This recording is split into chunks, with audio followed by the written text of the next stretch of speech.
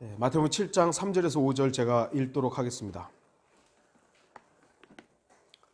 어찌하여 내 형제의 눈 속에 있는 티는 보면서 내 자신의 눈 속에 있는 들보는 생각지 못하느냐. 또 보라, 내 눈 속에 있는 들보가 있는데도 어떻게 내 눈에서 티를 빼내주마 라고 내 형제에게 말할 수 있느냐. 너 위선자여, 먼저 내 자신의 눈에서 들보를 뽑아내라. 그러면 내가 밝히 보고 내 형제의 눈에서 티를 빼내리라. 오늘 말씀의 제목은 남의 티가 잘 보이는 이유. 우리나라에서 유명한 단어가 있죠. 내로남불. 내로남불. 내가 하면 로맨스고 남이 하면 불륜이다. 저는 이 단어에 대해서 예전에는 별로 그렇게 의미를 두지 않았어요. 뭐 그런가 보다 했는데 몇 해 동안 어떤 일들을 경험하면서 이 단어가 왜 남다른지를 알게 되었습니다. 정치인들, 그리고 이 땅에 왕국을 건설하려는 종교인들이 얼마나 자기 멋대로 이중적인 적용을 하는지 보게 되었습니다. 정치인들은 자기가 하면 뭐 나라를 위해서 하는 거고, 남이 하면 나라를 망하게 하려고 하는 거고, 종교인들도 마찬가지죠. 목사들이 자기가 하면 하나님을 위해서 하는 거고, 남이 하면 마귀의 일을 하고. 근데 그 기준이 뭐냐 이거야. 다 자기예요. 자기. 세상은 내로남불이란 단어를 사용하지만 성경은 이러한 자들을 가리켜 위선자라고 말씀합니다. 위선자란 뭐죠? 선을 가장한다는 겁니다. 가짜 선이라는 것이 아니라 위선, 선을 위장한 거예요. 선처럼 보이는 것이죠. 선하게 보이는 것이죠. 물론 선이란 단어가 단순하게 사람들이 생각하는 선 그 이상이죠. 그래서 가장 악한 위선자는 하나님의 선을 가장한 것임을 알게 되었습니다. 하나님처럼 보이는 것이 바로 위선자예요. 그래서 교황이 위선자고, 그래서 존중받고 있다고 하는 목사들이 위선자인 거예요. 그들은 하나님의 위치를 찬탈했으니까요. 저 역시 목사이지만 목사들의 위선이 가장 심각하다는 것을 지적하는 것입니다. 왜냐하면 목사들은 하나님의 이름과 하나님의 일로 선을 가장하기 때문입니다. 그 목사들이 나는 마귀의 일을 한다 하는 목사는 단 한 사람도 없어요. 다 하나님의 일을 하죠. 하나님의 이름을 하죠. 근데 그 열매들이 악한 것이죠. 예수님 당시에 주님께서 왜 유대교 종교 지도자들을 위선자라고 했는지를 우리는 알 수 있죠. 위선자들 얼마나 많아요. 그런데 백성들로부터 그렇게 존중받는 종교 지도자들을 향해서 주님은 위선자라고 한 거예요. 위선자. 위선자라는 단어는 성경에서 31번이 사용되는데 구약에서는 많이 사용되지는 않아요. 신약에서 대부분 사용되는데 구약에서는 욥기에서 7번이 사용됩니다. 그리고 마태복음에서 15번이 사용돼요. 마태복음에서 제일 많이 사용되죠. 거의 반을 차지하죠. 주목할 것은 욥기는 예언적으로 이스라엘의 대환란을 다루고 있는 내용이고요. 마태복음은 천년왕국과 연관된 유대인의 왕으로 오신 예수 그리스도를 주제로 하고 있다는 사실이죠. 성경의 단어들이 우연히 기록되었다고 생각하는 것은 어리석은 겁니다. 성령 하나님께서는 하찮은 인간 신학 박사들의 학식보다 훨씬 뛰어나신 분입니다. 그렇기 때문에 위선자라는 단어가 욥기와 마태복음에 가장 많이 기록된 분명한 이유가 있는 겁니다. 모두 마지막 때와 연관이 있기 때문입니다. 디모데전서 4장 1절에서 2절을 보시면 이제 성령께서 분명히 말씀하시나니 마지막 때에 어떤 자들이 믿음에서 떠나 미혹하는 영들과 마귀들의 교리들을 따르리라. 그들 자신의 양심이 화인을 맞아 위선으로 거짓을 말하리라. 우리는 지난 몇 년 동안 양심이 화인 맞은 화인을 맞아 위선으로 거짓말하는 자를 경험했습니다. 너무 분명히 했기 때문에 참 주님께서 이런 경험을 주시지 않았다면 우리는 인간의 밑바닥, 우리의 밑바닥, 그 위선자의 밑바닥 몰랐을 겁니다. 우리는 그러한 자들을 통해서 이 시대가 마지막 시대라는 사실을 더욱더 잘 알게 된 거예요. 그 부분은 감사하죠.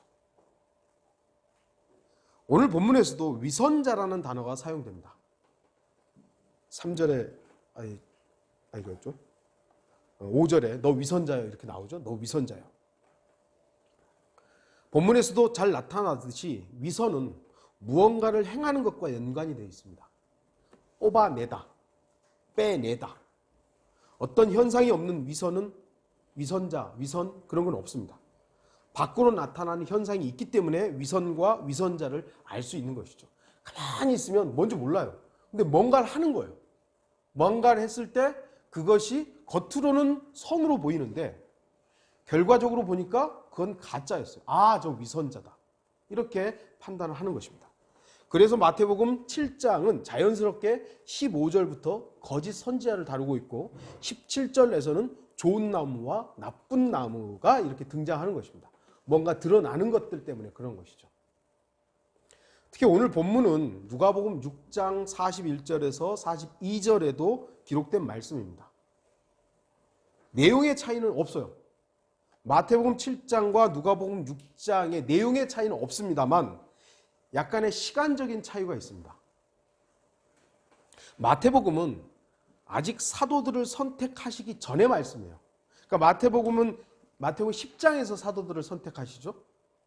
근데 7장이라면 그 전에 말씀하신 거예요. 근데 누가복음은 사도들을 선택하신 이후에 하신 말씀이에요. 이후에 하신 말씀이에요. 그러니까 학자들은 헷갈려요, 이제. 그래서 뭐 원복음이 있고 큐 문서가 있고 어쩌고 저쩌고 해서 마태복음이 짜집기가 됐고 누가복음도 나중에 그래서 시기를 잘못 알고 있다, 뭐 그런 헛소리들을 하는 것이죠. 주님께서는 같은 내용을 2번, 3번, 4번 왜 말씀 못 하시는 겁니까? 2번도 할 수 있는 것이고 4번도 할 수 있는 거 아닙니까? 여러분은 주님께서 같은 내용의 말씀을 얼마든지 여러 차례 말씀하실 수 있음을 알아야 됩니다. 같은 말씀을 또 하실 수 있는 거예요. 시기에 따라서 다르게 하신 것이죠. 저 역시도 같은 내용의 설교를 여러 차례 하는 경우가 있습니다.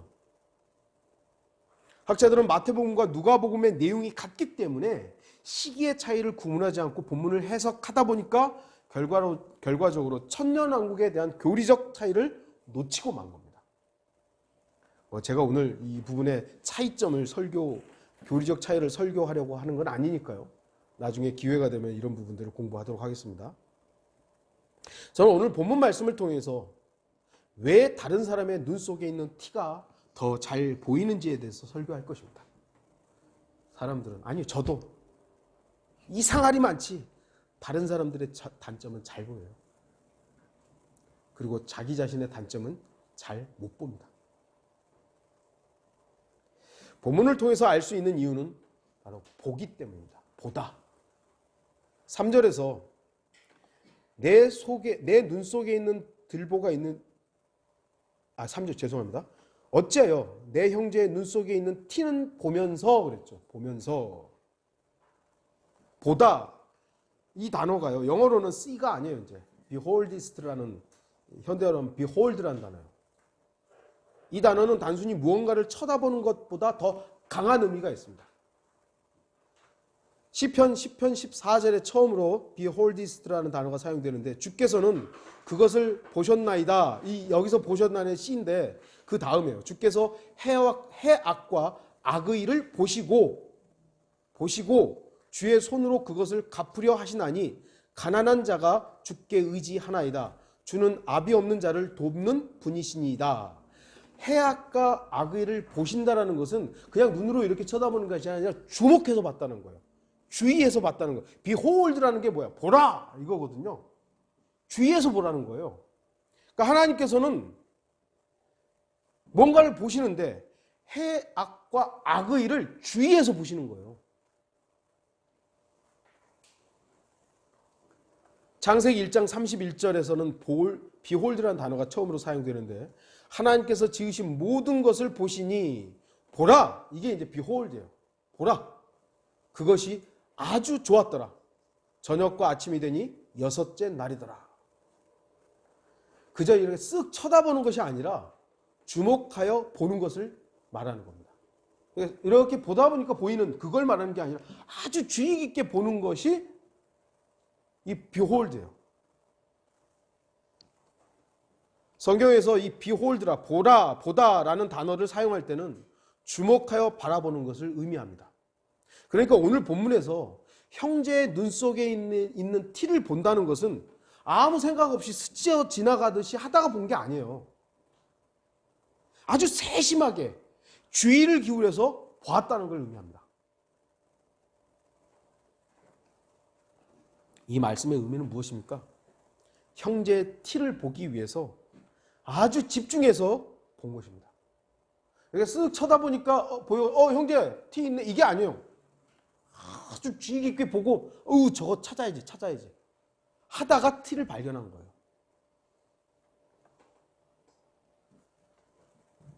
누구나 알 수 있듯이 본문에서 이 티라는 건 단점, 결점, 흠 이런 걸 의미하죠. 그러니까 형제의 티를 보기 위해서 아주 집중하고 주의해서 본 것입니다.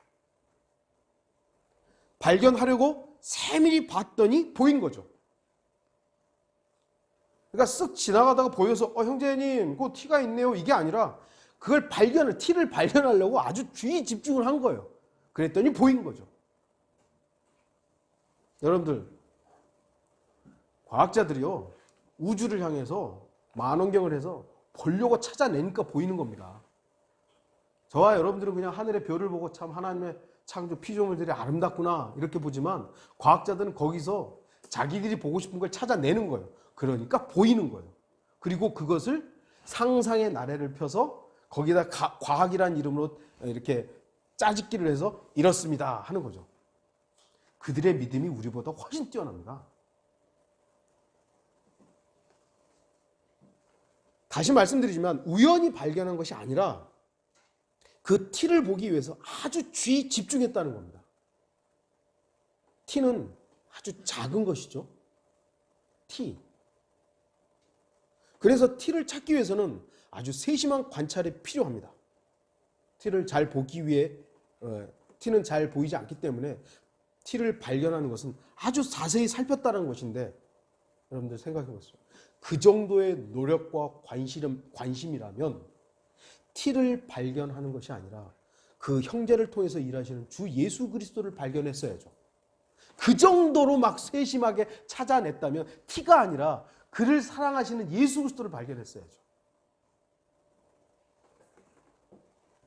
그러나 단점 투성이 그 형제를 사랑하시는 주님을 발견하기보다 그 형제의 티가 더 잘 보였던 것입니다.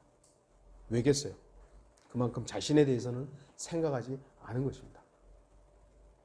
그 형제만 본 거죠. 그 형제의 단점만 보려고 한 거예요. 사랑하면 안 보이잖아요. 제가 우스갯소리에서 여러분들 잘 알다시피 민선자매가 제가 이렇게 작은 줄 몰랐댔잖아요. 네. 저도 저렇게 작은 줄 몰랐어요. 사랑하면 안 보이거든요, 단점이. 그런데 어느 순간 미워지면 모든 게 보여요. 모든 게. 우리가 형제를 바라보고 자매를 바라보는 것은 그를 통해서 일하시는 예수 그리스도를 봐야 되는 것이죠. 그 사람을 보면 나나 그 사람이랑 뭐 다른 게 뭐가 있는데요. 똑같아요. 그런데 그를 사랑하시는 예수 그리스도가 보이면, 사랑이 보이면 그의 단점 안 보여요. 사랑만 보이는 것이죠. 저 사람을 사랑하신 주님 위대하시다. 나를 사랑하신 주님 정말 위대하시구나. 근데 그게 아니라는 거예요, 지금. 아주 그 사람의 티를 보기 위해서 주의 집중해서 보는 것이죠. 그러니까 보이는 거예요. 왜 잘 보이는 거죠? 남의 단점이? 보려고 하니까요. 그래서 마태복음 7장의 바로 앞 구절에서는 판단하지 말라는 말씀이 먼저 제시되어 있는 것입니다. 판단하지 말라. 그러므로 인해 다른 형제의 눈 속에 있는 티를 주목해서 보는 그 사람에 대해서 위선자라고 말하는 거예요. 위선자. 위선자라는 단어는 이 시대에 참 거짓말쟁이란 말과 함께 너무나도 흔하게 사용되고 있어서인지는 몰라도 별다른 의미를 갖지 못해요. 위선자야 해도 사람들이 그 심각성을 잘 모르는 거예요. 하지만 주님 당시에 위선자라는 호칭은 가장 치욕적인 욕설이었습니다.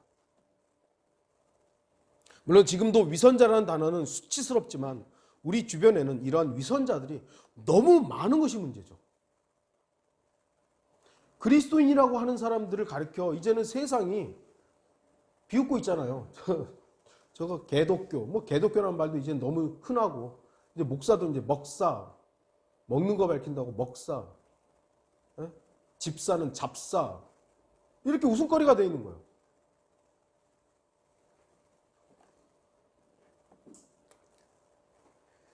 그만큼 오늘날 시대는 주님의 오심이 가까운 시대임을 알 수 있는 것입니다. 믿음에서 떠나고 있는 거죠. 더 주목할 것은 티를 보고 티를 빼내주겠다고 하는 대상이 누구죠? 형제예요. 형제. 다른 누군가가 아니라 형제의 눈에서 그것을 빼겠다 하는 것이죠. 물론 형제의 잘못이나 이런 죄나 이런 것들을 지적해서 바로 잡아주고 혹시나 더러운 것이 묻어 있어서 깨끗하게 해주는 것은 얼마나 잘하는 것입니까? 죄를 졌는데도 불구하고 모른 척하면 안 되죠. 형제님 죄라고. 형제님 그거 좀 이상한 거 묻었네요. 좀 털어내시죠. 이런 거 해야죠. 그런데 문제는 자기 자신에 대해서는 볼 수 없다는 것입니다. 나는 못 봐요. 자기 눈에 있는 것은 생각하지 않으면서 다른 형제의 단점이나 결점, 흠만을 보는 것에 대해서 성경은 위선자라고 말씀합니다. 여러분, 저는 비성경적인 가르침이나 비성경적인 실행을 하는 한국식 기독교에 대해서 바로잡기 위해 판단하고 지적하는 것에 대해서 말하는 게 아닙니다. 해야죠, 그건. 분명히 비성경적 교리다, 비성경적 실행이다, 그건 잘못 가르치고 있다라고 지적해야죠. 비진리를 실행하는 것에 대해서 제가 침묵하고 비성경적 교리를 가르치는 것에 대해서 제가 묵인한다면 저 역시 위선자일 것입니다.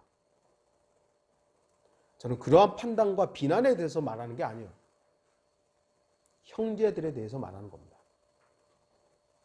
물론 본문에서 말씀하시는 형제는 1차적인 문자적 적용으로는 유대인 형제를 말하죠.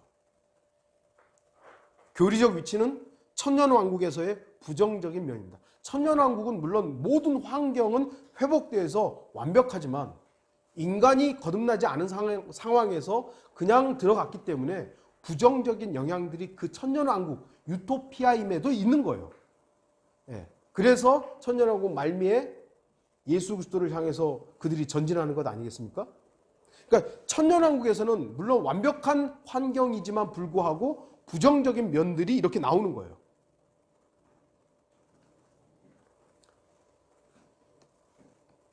제가 그 부분을 말씀드리는 것이 아니라 그리스도인 형제를 말하는 것이죠. 그리스도인 형제. 그리스도인에게 형제란 누구입니까? 주 예수 그리스도로 인해서 다시 태어난 모든 성도들을 말씀합니다. 그렇기 때문에 그가 어떤 사람이건 간에 한 번 거듭났다면 그 사람은 주 예수 그리스도 안에서 한 형제이고 지체입니다. 거듭났다면. 구원받았다면 그가 나와 성향이 다르고 정치적 성향이 다르고 또는 신분이 다르고 피부 색깔이 다르고 뭐가 다 달라도 형제인 거예요, 그냥.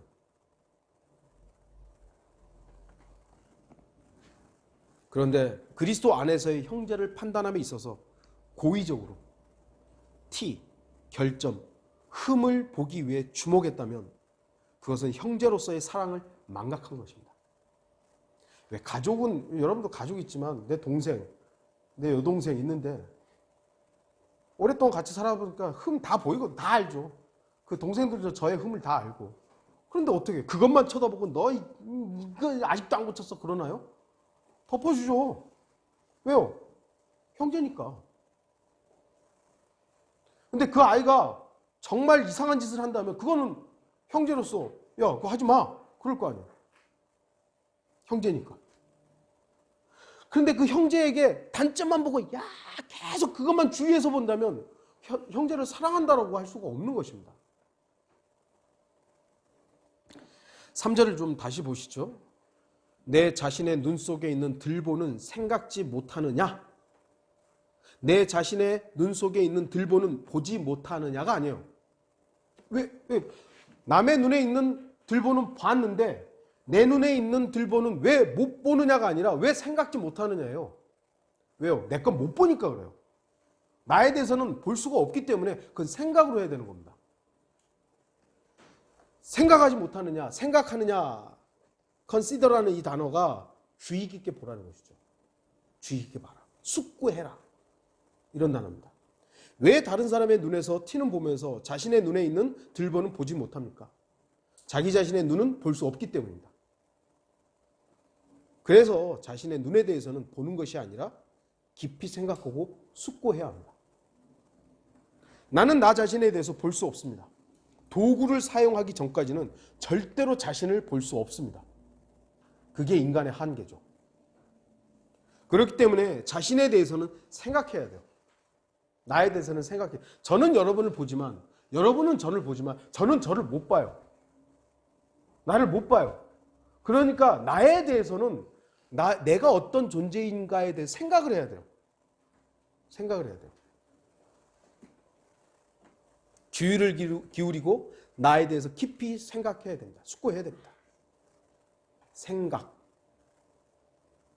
제가 지금까지 성경적으로 알고 있는 사실은 인간만이 할 수 있는 능력이에요. 물론 동물들도 혼이 있죠. 있기 때문에 기억이 있고요. 동물들도 기억하죠. 주인을 기억하고 자기에게 먹이 주는 사람은 알아요. 기억이 있죠. 본능적으로 판단을 합니다. 그래서 기쁨도 표현을 하더라고요. 개도 그렇고 고양이도 그렇고 슬픔 뭐 이런 것들 다 표현해요. 본능적인 표현이죠. 판단을 합니다. 하지만 인간처럼 생각할 수는 없습니다. 그러니까 동물은 의지는 있어요. 뭔가를 판단할 수 있는 의지는 있어요. 선택하는 의지는 있지만 인간에게 주어져 있는 자유의지는 없어요. 인간은 의지가 뭐예요? 자유로워요. 하나님께서 자유의지를 주셔서 선과 악에 대해서 판단할 수 있는 선택권을 주셨어요. 그러나 동물은 자유롭지 않아요.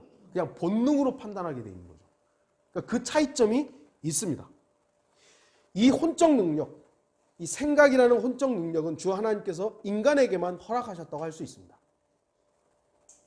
그래서 생각하라는 말씀은 어떤 다른 피조물들이 할 수 있는 것이 아니라 인간만이 할 수 있는 겁니다. 생각은. 그러나 성경은 인간들에게 아무거나 생각하라고 말씀하지 않았어요. 네 멋대로 생각해라. 네가 생각하고 싶은 것만 생각해. 이게 아니에요. 신명기 32장 7절에 옛날들을 기억하고 많은 세대의 연수를 생각하라. 내 아비에게 물어보면 그가 내게 보여줄 것이요 내 어른들에게 물어보면 그들이 내게 말해주리라. 네가 얼마나 사는지 한번 생각해봐라 이거예요. 네 연수가 얼마나 되는지 한번 생각해봐라. 성경은 70이고 강건하면 80이다. 그러면 그 연수를 생각해보고 내가 어떤 존재, 나는 죽는구나 라는 것에 대해 생각해보라는 거예요. 시편 50편 22절 하나님을 잊어버린 너희여 이것을 생각하라. 그렇지 아니하면 내가 너희를 잘게 찢으리니 아무도 구해낼 자가 없으리라. 현명한 사람이라면 자신에 대해서 자신의 연수를 생각해야 합니다. 나이가 점점 저도 들어가면서 물론 이제 50대 이제 초반입니다만 야 몇십 년 금방 가는구나. 아직 젊은 사람들이 이게 20대 이제 초반 형제들은 뭐 아직 이게 와닿지 않을 수 있습니다만 저도 그때는 와닿지 않았고 지금 되니까 야 빠르구나 이런 게 이제 생각되는 거예요. 생각하면서 야 이 육신 별거 아니구나. 창조주 하나님이 계시구나. 이걸 생각하라는 거거든요. 근데 사람들은 안 하죠. 하나님을 잊어버린 너희여 이것을 생각하라. 창조주 하나님이 어떤 분인지 생각해야 합니다. 제가 여기는 나눠드리지 않았는데 한번 찾아보겠습니다. 시편 50편 보겠습니다. 시편 50편 17절부터 좀 여러분 주의해서 잘 보십시오. 지금 이 구절을 읽을 때는 좀 주의해서 비홀드입니다. 비홀드. 예. 17절부터 보겠습니다. 내가 교훈을 싫어하고 내 말을 내 뒤에 던지는도다. 내가 도둑을 보면 그와 동조하고 간음하는 자들과 한패가 되며 내 입을 악에게 주고 내 혀는 속임수를 바라는도다. 내가 앉아서 내 형제를 공박하며 내 어미의 아들을 비방하는도다. 내가 이런 일들을 행하여도 내가 잠잠하였더니 하나님께서 순간적으로 침묵하신 거예요. 했더니 내가 나를 전적으로 너와 같은 자인 줄로 생각하였도다. 그러나 내가 너를 책망하겠고 그것들을 내 눈 앞에 정연하게 두리라. 하나님을 잊어버린 너희여 이것을 생각해라 이거예요. 바로 앞에 부분에 대해서 네 마음대로 그렇게 행했고 하나님이 잠시 조용하고 있는 것처럼 이렇게 보여지는데 주의해라 이것입니다. 하나님 살아계시다고. 잘게 찢을 것이라고. 여러분들이 이렇게 하나님의 말씀을 명확하게 기억하라고 생각하라고 하는데 이거 생각하고 안 하고 살면 바로 오늘 말씀에 나오는 자신을 생각하지 않는 거예요. 자기 자신에 있는 들보를 생각하지 않는 거예요. 그리고 남의 것만 보는 거죠.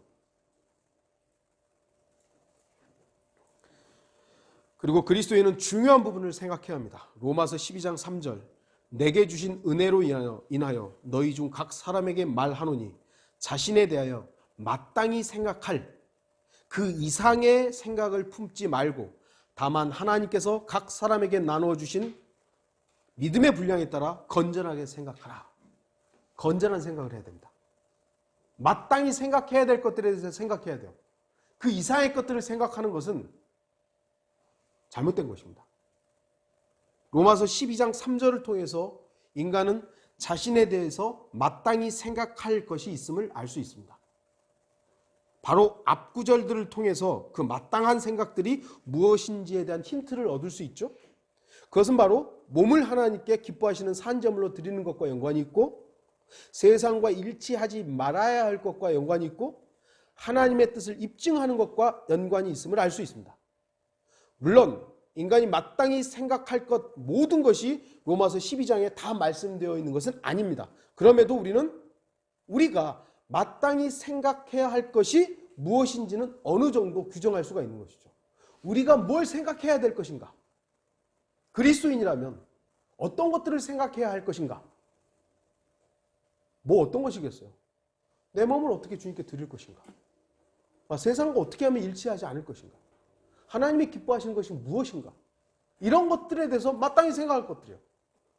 물론 이것만 생각할 건 아니지만 이런 부분들이 우리가 마땅히 해야 될 것들이에요. 그런데 이 부분들에 대해서 생각하지 않는다면 결과적으로 자신의 눈 속에 있는 들보를 전혀 의식하지 못하는 것입니다. 그리고 자기 눈에 있는 들보를 생각하지 않으면 결과적으로 남의 눈 속에 있는 티만 열심히 찾는 위선자가 될 뿐입니다. 그렇다면 나를 생각하고 나를 보려면 어떻게 해야 됩니까? 자신의 눈을 보려면 어떻게 해야 합니까? 어떻게 해야지 나를 볼 수 있죠? 거울을 봐야 돼요. 거울. 성경에는 거울이라는 단어가 4번 사용됩니다. 출애굽기 38장 8절, 욥기 37장 18절, 이사야 3장 23절, 야고보서 1장 23절 이 4번에 걸쳐서 나오는데 제가 다 할 수는 없고요. 야고보서가 이 시대에 우리에게 가장 의미 있게 적용될 수 있다고 생각해서 야고보서를 여러분께 말씀드립니다. 야고보서 1장 23절 누구든지 말씀을 듣기만 하는 자가 되고 행하는 자가 되지 아니하면 그는 거울로 자기의 타고난 얼굴을 보는 사람과 같으니. 특히 야고보서는 행함을 강조하는 말씀이 많죠. 야고보서는 입으로만 믿음을 강조하고 행함이 없는 것에 대해서 거울로 자기의 타고난 얼굴을 보는 사람과 같다고 말씀합니다. 거울로 자기 타고난 얼굴을 본다는 것이 어떤 것이죠? 자기 정체를 적나라하게 본다는 거예요. 타고난 얼굴이면 내추럴이라고 돼 있어요. 예, 아주 자연스러운 얼굴이에요. 화장 안 하고, 자매님들 화장 안 하고 딱 보면은 이상한 사람이 있잖아요, 거기. 예, 뭐 농담입니다. 이렇게 나를 꾸미지 않은 상태의 나라는 존재는 어떤 존재예요? 죄인이죠. 추악하죠. 섬찟하죠. 그만큼 자신의 실체를 본다는 거예요. 말만 하고 행함이 없다라면 자기의 실체를 본다는 거예요. 자신을 볼 수 있는 사람은 자신이 어떤 존재인지 알 수 있고 다른 형제의 티보다 자신에게 들보가 있다는 사실을 인정하게 됩니다. 야, 저게 주의 기울여야 할 게 아니구나. 나한테 더 큰 게 있네.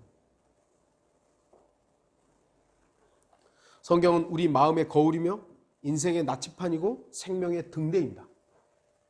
그리스도인이 성경을 읽지 않고 믿지 않기 때문에 자신을 볼 수 없고 자신의 눈 속에 있는 들보를 해결하지 못하는 겁니다. 이 마지막 시대에는 성경책은 너무나도 많습니다. 성경책은 많아요. 하지만 하나님의 말씀으로서의 성경은 찾기 힘든 시대입니다. 종이책으로서의 성경은 기독교 서점에 가면 아주 그냥 넘쳐나요. 뭘 골라야 할지 모를 정도로 아주 빽빽이 차 있어요. 하지만 하나님의 말씀으로서의 권위를 가진 성경을 찾아보기는 어렵게 되었습니다. 킹제임스 성경에 대한 권위는 어리석은 사람들 때문에 지속적으로 공격을 받고 있고 한글 킹제임스 성경에 대한 신뢰는 그 번역자의 타락으로 비웃음거리가 되어가고 있습니다.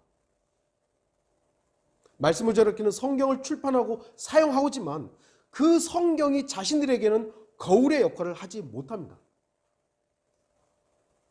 자신들의 들보는 전혀 생각하지 않으면서 자신들이 쫓아내거나 거부한 형제들의 티를 빼내주겠다고 여전히 자신만만해합니다. 참으로 안타깝습니다. 중요한 것은 바로 우리 자신입니다. 누군가를 지적하고 판단하는 것은 쉬울 수 있습니다. 왜냐하면 나 자신에 대해서 생각하는 것보다 남을 보는 것이 쉽기 때문입니다. 그래서 성도들은 결코 쉬운 길을 가는 것이 아니라 진리의 길을 가야 합니다. 나에 대해서 생각하면 복잡하고 짜증나고 뭐 그럴 때가 많죠. 근데 남을 보고 판단하는 건 쉬워요. 저 옷 입었네, 안 입었네, 뭐 머리가 어떻네, 저렇네, 말은 어때? 쉬워요. 그런데 그리스도인들은 그 쉬운 판단을 하는 길을 가는 게 아니에요. 좁은 길을 가는 거죠. 남들이 잘 안 가는 길을 가는 거예요. 나를 보는 거죠. 그리고 우리 자신이 내 눈에 있는 들보로 인해 볼 수 없는 소경이라는 사실을 인정해야 합니다. 누가복음 6장 39절은 소경이 소경을 인도할 수 있느냐? 둘 다 구덩이에 빠지지 아니하겠느냐라는 말씀이 먼저 등장해요. 그리고 나서 바로 오늘 본문의 내용이 나옵니다. 소경이 소경을 인도하면 정말 큰 위험에 처할 수 있죠. 그런데 왜 소경이 소경을 인도합니까? 아니 소경이 소경을 인도하면 안 되는데 소경이 소경을 인도해요. 왜 인도하죠? 문제는 그 소경이 자신은 볼 수 있다고 생각하기 때문입니다. 나는 볼 수 있어 그러면서 다른 소경을 끌고 가는 것이죠. 자신이 볼 수 없다고 인정하면 나는 볼 수 없어. 난 소경이 하면 다른 소경을 인도하지 않고 오히려 빛으로 인도하는 안내자를 구하는 거죠. 나 좀 도와주세요. 이럴 텐데 나는 볼 수 있어라고 하니까 다른 사람을 끌고 가는 거예요. 나도 못 봐. 우리 안내자를 기다리자. 이러면 쉽죠. 근데 안 그런다는 거예요. 사람들이. 자기는 볼 수 있다고 생각하기 때문에 다른 소경을 인도하게 됩니다. 우리는 누군가를 인도할 수 없는 사람이에요. 인도자는 오직 주 예수 그리스도 한 분뿐이에요. 누가 누구를 인도해요? 목사가요? 목사가 인도합니까? 목사 눈에도 들보가 있는데? 목사는요, 물론 성경에서는 목사 했을 때 셰퍼드 해가지고 이제 목자에 대한 부분이긴 하지만 페스토라는 이 단어는 의미는 이제 목양하는 그 의미이긴 하지만 원래대로 한다면 목사는 양치기 개예요, 개. 양치기가 아니에요. 목자가 아니라는 거예요. 목자는 누구예요? 오직 예수 그리스도예요. 그래서 양치기 개는 이 양들을 이 목자에게 가라고 멍멍 짖는 거예요. 내가 목자가 아니라는 거예요. 양들이 나한테 올 때 그게 아니라고 저쪽으로 가라고, 저 목자한테 가라고 멍멍 짖어야 하는 것이 바로 목사의 위치인데 어떻게 돼 있는 거예요 지금은? 예수님은 저 멀리 있고 자기한테만 다 집중시키고 있잖아요.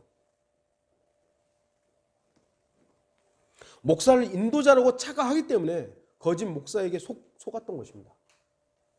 지금도 거의 모든 지역교회들이 목사를 인도자로 가르치기 때문에 구덩이에 빠지는 겁니다. 목사가 실족하고 목사가 후둥하면 그냥 같이 다 그냥 싸그리. 왜 그러죠? 인도자를 잘못 봤기 때문입니다. 예수 그리스도가 그들에게 인도자였으면 목사가 뭐 죄를 져도 그 사람을 쫓아내고 주님만 바라볼 수 있잖아요. 근데 목사가 인도자였으면 이 목사가 쓰러지면 같이 막 그냥 쓰러져 버리는 거예요. 티. 여러분 눈에 티 들어가 봤죠? 되게 불편합니다. 그래서 그거 뭐 이제 빼려고 하죠. 근데 들보는 뭐죠? 성경에 빔이라고 돼. 빔. 들보는요 못 봐요. 이게 여기 이만큼한 게 턱 꽂혀 있으면 못 봐요. 티는 그래도 볼 수나 있죠. 불편할 뿐이지. 근데 들보는 못 본다니까요. 커다란 들보가 눈 속에 있는데도 볼 수 있는 사람은 없습니다. 그런데 그들이 볼 수 있다고 생각하기 때문에 다른 사람들 속에 눈 속에 있는 티를 빼겠다고 허풍을 떠는 거죠. 지 문제도 해결하지 못하면서 그거 이렇게 가져오라고. 그래서 성경은 내 자신의 눈에서 들보를 뽑아내라고 먼저 그거부터 빼내라고. 우리는 볼 수 있는 사람들이 아닙니다. 물론 육신의 눈으로 볼 수 있는 것들이 있죠. 뭐 여기 지금 우리 다 육신의 눈이 있기 때문에 다 보죠. 하지만 영적인 부분에서는 볼 수 있는 능력이 우리에게는 없습니다. 저는 목사가 필요 없다고 말하는 것은 아닙니다. 지역교회 목사가 필요하죠. 하지만 목사가 완벽할 것이라는 기대는 하지 말라는 겁니다. 이 목사에게도 들보가 하나씩, 아니 두 개가 다 꽂혀 있고, 아니 여기저기 다 꽂혀 있는 사람이에요. 그건 여러분도 마찬가지예요. 그렇기 때문에 우리가 형제를 사랑하는 만큼 그를 사랑하는 예수 그리스도를 봐야지, 우리의 서로의 단점들을 보려고 하면, 여러분 제 단점 얼마나 많은 줄 아시잖아요. 저도 여러분의 다는 몰라도 조금씩 또 안단 말이에요. 그거 가지고 오늘 얘기해보면 밤새야 돼요. 근데 우리는 그것 때문에 여기 모인 게 아니란 말이죠. 예수 그리스도 때문에 온 거죠.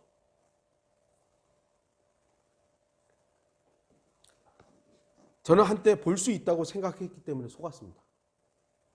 난 볼 수 있어. 난 바른 성경이 있고 바른 교리가 있고, 나 정도면 안 속아. 그래서 속았어요. 저는 다른 사람들의 티를 잘 발견한다고 생각했기 때문에 어리석은 위선자였습니다. 제도권교회에 대해서 판단하고 글도 쓰고 뭐 어쩌고 저쩌고 뭐 교리적으로 어쩌고 저쩌고 했는데 제가 위선자였어요. 배웠습니다. 저는 볼 수 없습니다. 저는 단지 모든 것을 보시고 모든 것을 아시는 분을 믿고 따를 뿐입니다. 이제 저는 제가 볼 수 없어요. 그걸 알아요. 제가 모든 걸 판단할 수 없어요. 이제 단지 제가 하는 것은, 저와 여러분들이 해야 되는 것은 모든 것을 보시고 모든 것을 아시는 그분을 믿는 거예요. 그분이 말씀하시고 그분이 판단하셨고 그분이 행하신 일들에 대해서 우리는 믿고 따라가는 것뿐입니다. 안내자이시기 때문에. 제 눈에는 육신이라는 거대한 들보가 여전히 박혀 있습니다. 그래서 저 자신에게는 볼 수 있는 능력이 전혀 없습니다. 저는 단지 빛이신 주 예수 그리스도를 따르고 주님의 말씀을 기록한 성경을 신뢰할 뿐입니다. 남들의 티가 잘 보이는 이유는 거울을 보면서도 나 자신이 어떤 얼굴을 하고 있는지 잊었기 때문입니다. 내 본 모습이 어떤 모습인지를 하나님의 말씀을 통해서 탁 투영해보면 나는 정말 더러운 인간이구나. 야, 나한테는 이렇게 어마어마한 결점들이 있구나. 이걸 알아야 되는데 잊어버린 거예요. 잊어버리고 아이고 나 잘생겼네. 아유 이 정도 되면 뭐 의인이지 뭐 이 정도 되면 뭐 남들이 봐도 착한 사람이지. 이러고 보니까 남들의 티가 보이는 것이죠. 네, 결론을 맺겠습니다. 남들의 티가 잘 보이는 이유는 간단합니다. 나 자신이 어떤 존재인지는 생각하지 않고 주 하나님께서 얼마나 위대하신 분이신지에 대해서 생각하지 않으면서 다른 사람들에 대해서 자세히 보려고 하기 때문입니다. 다른 사람들을 자세히 보는 거예요. 사실은 내 안에 있는 들보가 더 큰데도 말입니다. 또한 나 자신이 볼 수 있다고 착각하기 때문에 다른 사람들의 티에만 관심이 있는 것입니다. 다시 한번 강조합니다. 육신을 입고 있는 한 우리에게는 거대한 들보가 박혀 있는 사람들입니다. 그렇다면 우리는 볼 수 있는 능력을 상실한 사람들임을 알아야 합니다. 이러한 분명한 타고난 얼굴을 인정하십시오. 아, 나는 이런 존재야. 볼 수 있는 게 없어. 그러면 거울을 통해서 보듯이 빛이시고 인도자이신 주 예수 그리스도께서 볼 수 있도록 눈을 열어주십니다. 주님은 봉사도 눈 뜨게 하셨잖아요. 그거 하시는 거예요. 그러나 스스로 볼 수 있다고 믿기 때문에 다른 사람들을 구덩이로 인도하는 것입니다. 우리 베델 성도들은 먼저 자신을 거울에 비추는 그리스도인이 되길 바랍니다. 그리고 나의 볼 수 없음을 인정하고 오직 주님의 빛과 인도하심에 의탁하기를 바랍니다. 그렇다면 우리가 보는 다른 성도들의 티는요, 티가 아니라 섬김의 조건이 될 것입니다. 다른 사람들의 눈에 있는 그 티가 티로 보이는 것이 아니라 아, 내가 이 부분을 섬겨야 되겠구나. 이렇게 받아들일 수 있는 것입니다. 먼저 내 눈 속에 있는 들보를 빼내는 우리 성도들이 되기를 바랍니다. 다 같이 기도하시겠습니다.